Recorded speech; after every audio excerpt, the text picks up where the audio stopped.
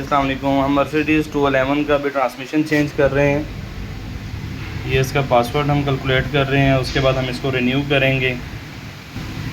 ये चेक करें, पहले ये लॉक्ड है, एक्टिवेट हुआ है, पर्सनलाइज्ड है। अभी हम जब इसको रिन्यू करेंगे तो यहाँ पे इसका स्टेटस आ जाएगा नो नो।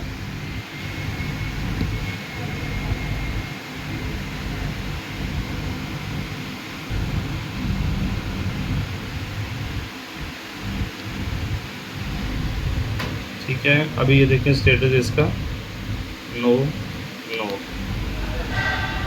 अभी हम वापस गाड़ी में इसको लगाएंगे।